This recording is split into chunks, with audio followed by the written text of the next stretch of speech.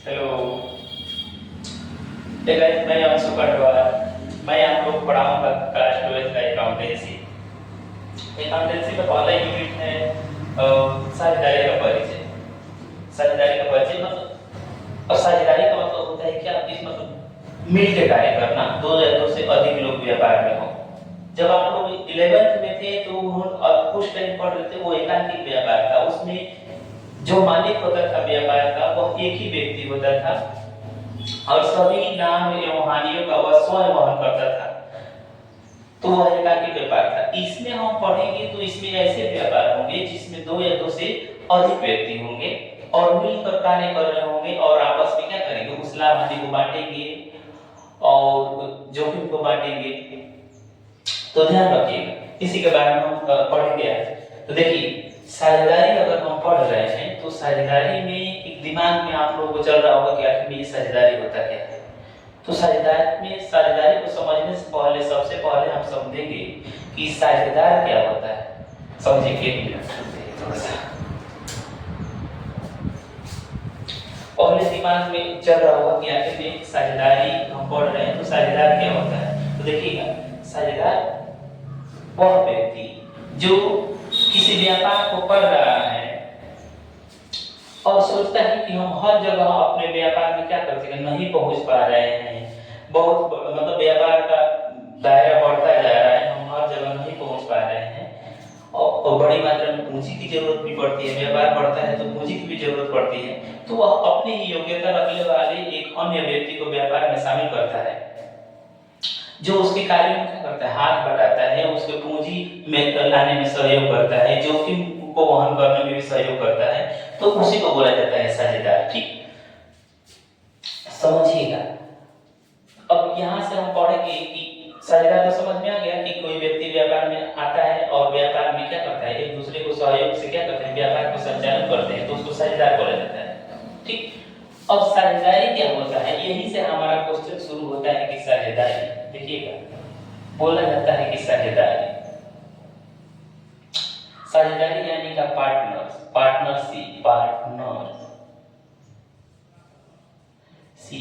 तो बच्चा देखिएगा, साझेदारी, साझेदारी में बढ़िया से समझना है, सुनना है, ज्यादा ध्यान दीजिएगा। देखिए, साझेदारी का मतलब होता है, साझेदारी दो या दो से अधिक लोगों का समूह है। साझेदारी दो या दो से अधिक लोगों का समूह है जिसमें दो या दो से अधिक लोग मिलकर किसी कार्य को करते हैं और उसमें होने वाले लाभ को आपस में बांटते हैं। ठीक, तो समझिएगा कि साझेदारी लिख रहे हैं, यहाँ पे नोट्स भी बनाते चलिएगा आप लोग। साझेदारी दो या दो से अधिक व्यक्ति का, अधिक व्यक्तियों का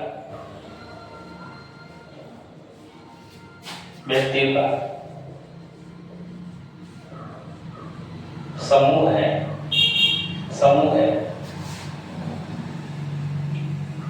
जिसमें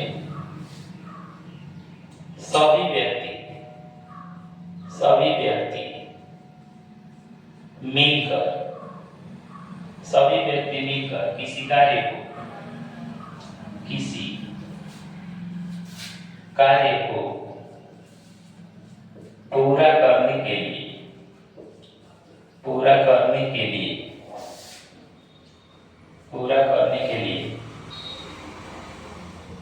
सहमत होते हैं, पूरा करने के लिए सहमत होते हैं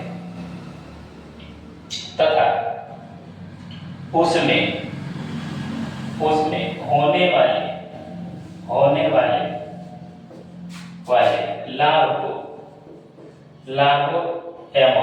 लाभों एवं हानियों को आपस में बांटने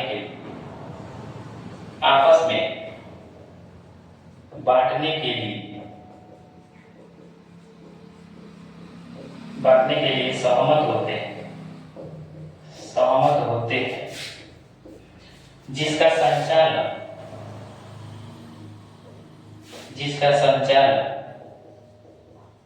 सभी साझेदारों द्वारा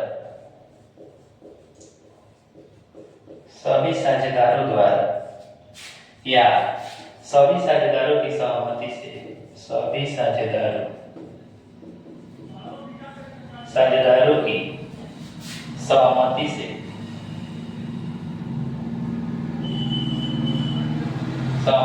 किसी एक साझेदार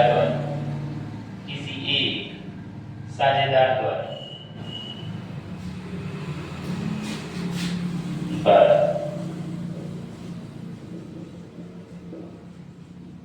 बढ़िया समझे बच्चा, ध्यान दीजिए कि साझेदारी दो या दो से अधिक व्यक्तियों का समूह है जिसमें दो या दो से अधिक व्यक्ति मिलकर किसी कार्य को क्या करते हैं, पूरा करते हैं और उसमें होने वाले लाभ एवं हानि को आपस में बांटने के लिए सहमत होते हैं और जिसका संचालन सभी साझेदारों द्वारा या सभी साझेदारों की ओर से किसी एक साझेदार द्वारा किया जाता है, उसी को बोला जाता है साझेदारी।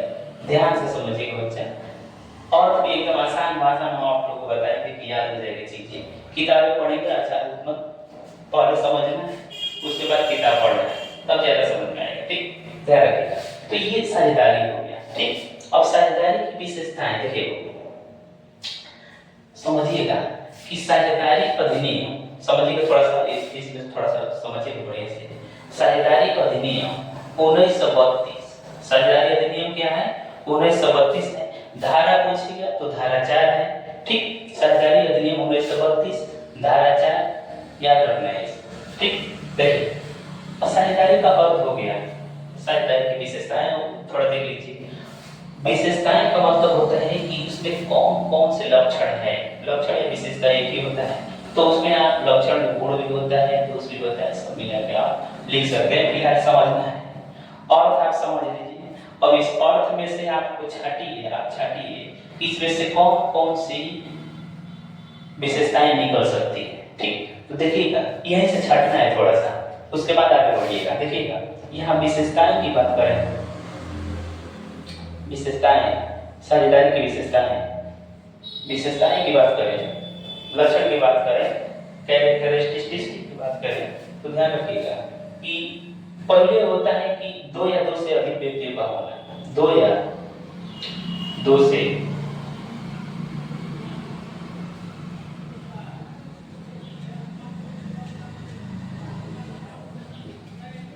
क्या बात हो। विशेषता पहले क्या है, दो या दो से अधिक व्यक्ति का होना। दूसरा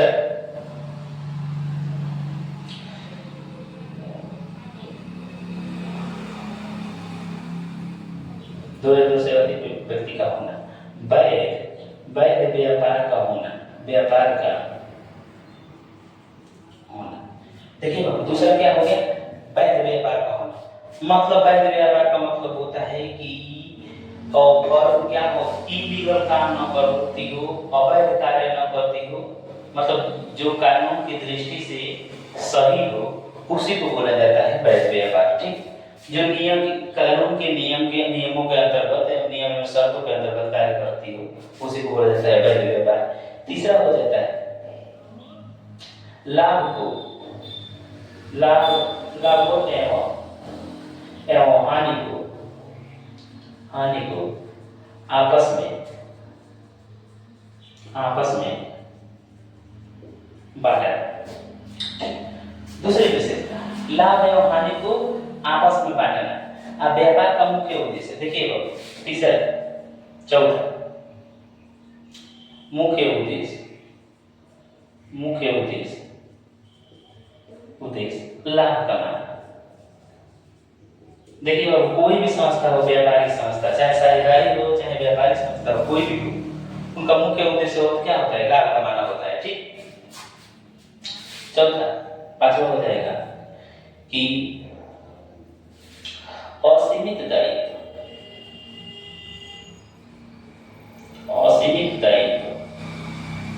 देखिए असीमित दायित्व का मतलब होता है कि साझेदारों का दायित्व क्या होता है, असीमित होता है।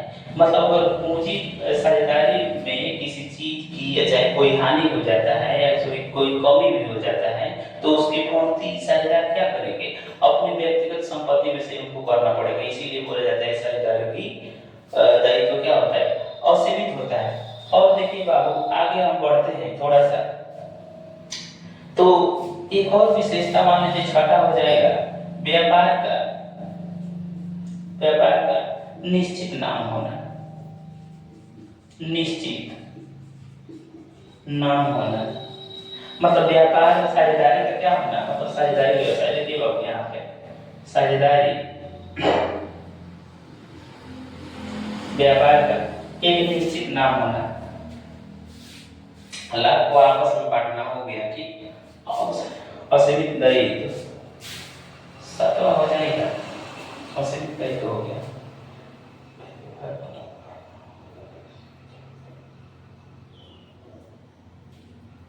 जोखिम का बंटवारा हो जाएगा, चलो असीमित दायित्व।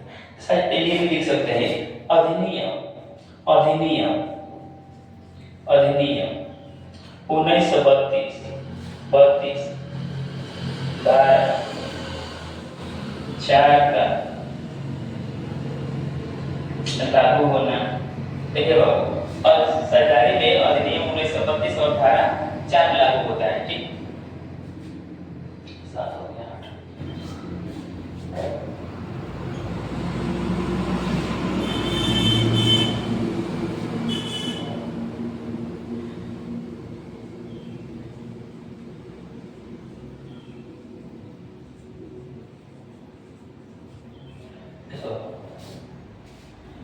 पूंजीवादी व्यवसाय और देखिए साझेदारी में क्या होता है, साझेदारी में कोई साझेदार आएगा तो क्या होगा, मतलब किसी साझेदार को क्या अगर पूंजी की जरूरत पड़ी तो उसका नया साझेदार क्या करता है, कोई साझेदार आएगा तो पूंजी की, अगर व्यापार में अगर पूंजी की कमी होती है तो किसी ऐसे व्यक्ति को व्यापार में शामिल किया जाता है जो पूंजी दे देता है, तो उस पूंजी पर वो क्या होता है, पूंजी की प्राप्ति हो जाती है। तो ये सारी चीजें क्या है, उसकी विशेषता है, मतलब 2 या 2 से अधिक व्यक्ति का होना, वैध व्यापार का होना, व्यापार में होने वाले लाभ को आपस में बांटना, अब व्यापार का मुख्य उद्देश्य लाभ कमाना, साझेदारों का दायित्व असीमित होना, साझेदार व्यापार का निश्चित नाम होना, अधिनियम 1932 धारा 4 का लागू होना, पूंजी प्राप्ति में सहायक होता है। साझेदारी क्या होता है, पूंजी प्राप्ति में सहायक होता है, तो ध्यान रखिएगा इतना होता है, ठीक। मतलब 4 7 8 मतलब 6 7 एकदम दिमाग में रखना ही रखना है कि विशेषता, मतलब किताब ना देखना पड़े, समझना है कि क्या क्या साझेदारी में हो सकता है, ठीक। चलिए स्पेस ले लीजिए और इतना ही छोटा छोटा मैं वीडियो बनाऊंगा, बढ़िया समझिएगा, अच्छा लगेगा तो कमेंट करिएगा, सब्सक्राइबर थोड़ा सा मतलब 100 200 हो जाएंगे तो पूरी किताबें भी पढ़ा लेंगे, ठीक। चिंता मत कीजिएगा, ध्यान रखिएगा, टाइम में